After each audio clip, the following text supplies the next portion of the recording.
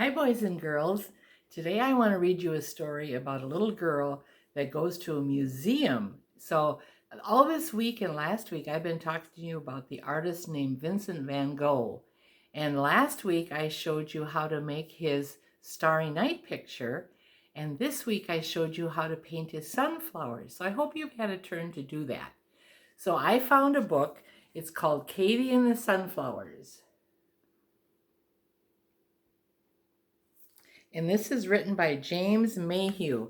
And he thought it would be fun to write a story about a little girl that goes in a museum where they have a lot of famous artist pictures, and the little girl could go in the pictures. So she has quite an adventure. So here we go with Katie and the Sunflowers. Grandma was helping Katie plant seeds in the garden when it started to rain. "Never mind," Grandma said. "The rain will make everything grow." "But what will we do instead?" asked Katie. "Let's go to the museum," said Grandma. "You always have fun there."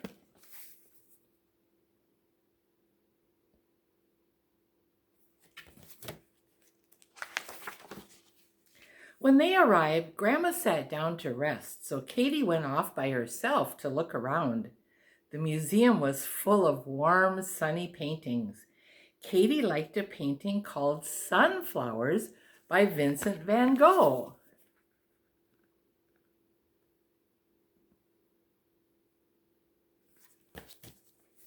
The sunflowers looked dry and crunchy and were full of seeds.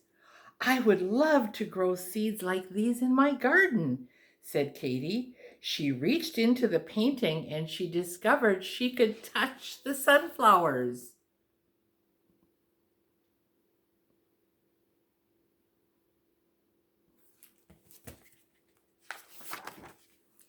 But Katie bumped a vase. It wobbled and fell right out of the picture, spilling sunflowers and seeds all over the floor. "Oh no," said Katie. "I better clean this up before anyone sees."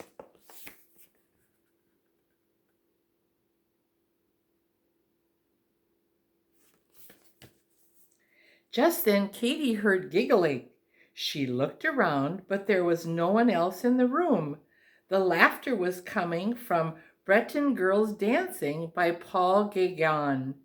"What's so funny?" said Katie, and she climbed inside their picture.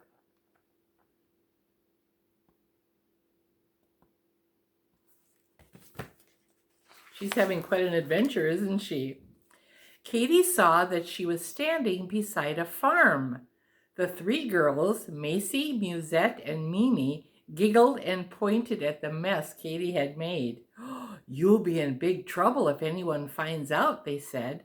"Well, I didn't mean to knock over the vase," said Katie. "Will you help me clean it up?"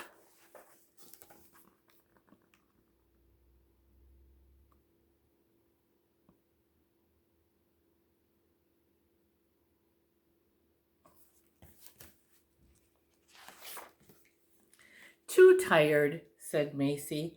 "We've been dancing all day," said Musette. Katie turned to Mimi. "What about you?" "Only if I can bring Zazu," said Mimi, picking up her dog. "I suppose it's all right," said Katie. "Let's go."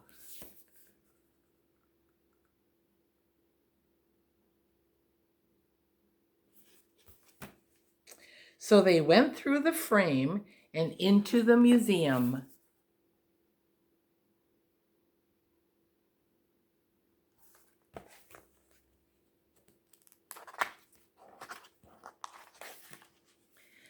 Mimi and Katie gathered up the sunflowers, but Zazu wanted to play. He snatched the flowers and ran off. "How can we put the picture back together now?" said Katie. "I'm sorry," said Mimi. "Let's try to catch him."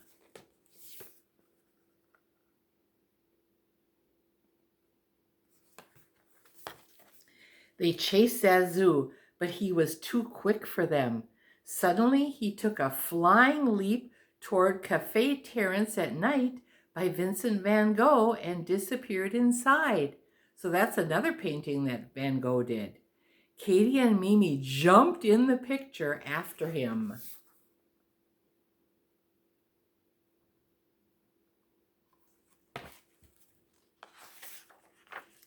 Zazu refused to let go of the sunflowers. He darted between the tables and chairs, bumping into them and sending plates and cups flying.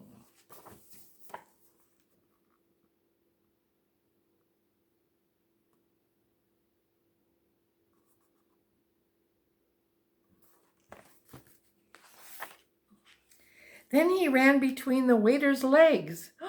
"Yay! Get out of here!" cried the waiter, dropping a plate of pastries. He was very angry. He chased Katie, Mimi, and Zazu right through the picture frame and back into the museum.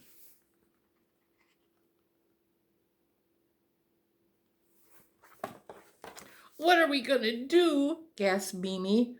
"I've got an idea," said Katie, pointing to a painting by Paul Cezanne called Still Life with Apples and Oranges.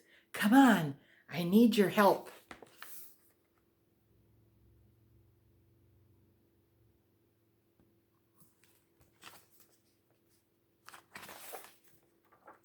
Katie reached into the painting and grabbed one end of the tablecloth. She told Mimi to take the other end. "Now pull," said Katie. The bowls of fruit tipped over. The apples and oranges came tumbling into the museum just as the waiter caught up with them.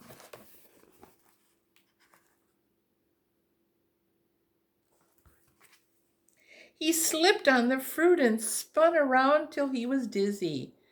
"I wonder where Zazu went," said Mimi.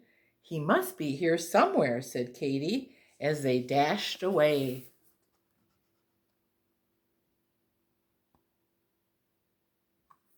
Boy, they're getting into a lot of trouble, aren't they? "I will never find him, and he'll be lost in the museum forever," said Mimi. "Wait," said Katie. "I hear a dog barking." They followed the noise, and there at the end of the corridor was Zazu. He had dropped the sunflowers and was barking at a bright red dog in a painting by Paul Gauguin. The red dog barked back, and Zazu jumped into the picture. "Your dog is nothing but trouble," Katie grumbled as they clamored in after him.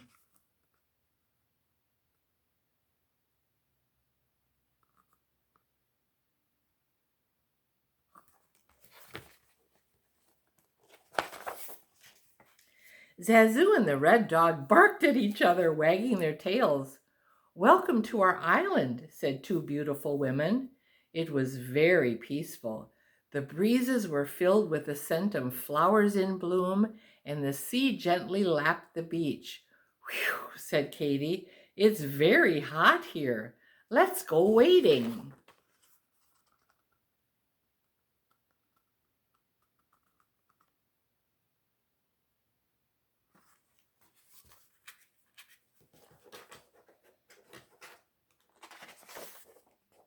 While Zazu and the red dog scampered on the beach, Katie and Mimi splashed at the sea. Zazu was digging furiously when all of a sudden he disappeared.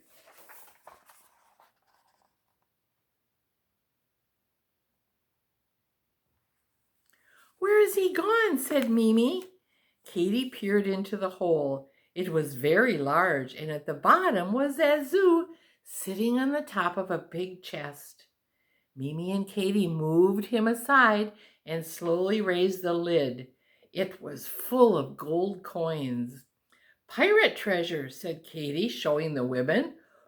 "What will you do with it?"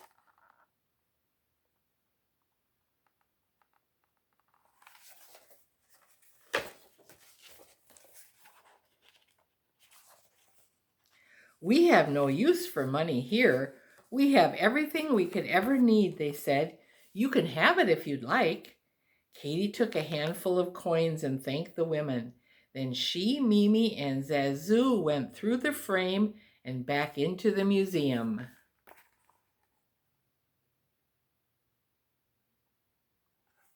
Katie quickly picked up the sunflowers before Zazu could grab them again. "We'd better put these back," she said. "Which way is it?" "I'm not sure," said Mimi. "I think we're lost." Then they saw Zazu sniffing at something on the ground. "Oh, sunflower seeds," said Katie. "Zazu's left a trail of them. What a clever dog. I'm glad he came after all." See the sunflower seeds?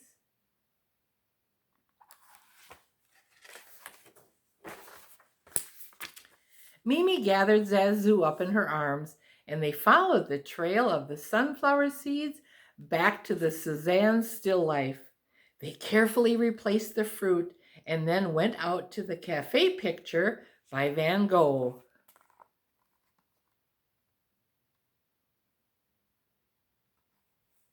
The waiter was standing there with a piece of paper in his hand. "It's a bill," said Mimi, "for the pastries we ruined." Katie dug into her pocket and took out the gold coins. "Is this enough?" she asked the waiter. "Merci," he said, looking very pleased. "You may eat here whenever you want." And he climbed back into his picture.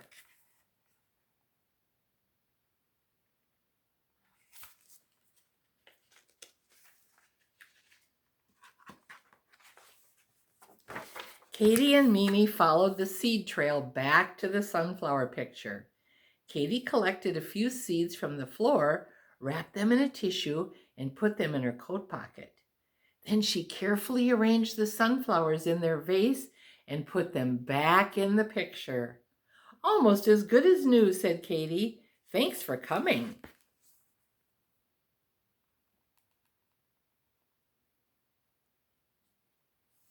"I'm glad I did, mon ami," said Mimi. "It was fun." And she hopped into her picture with Zazu. Grandma was just waking up when Katie returned. "Shall we see if it stopped raining?" Grandma said. It hadn't, but Katie didn't mind. "Rain is good for the garden," she said. "It will make everything grow."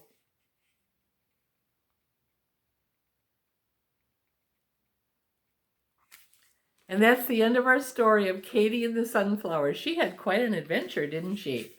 So I'm glad you joined me today for the story, and I'll see you later. Bye.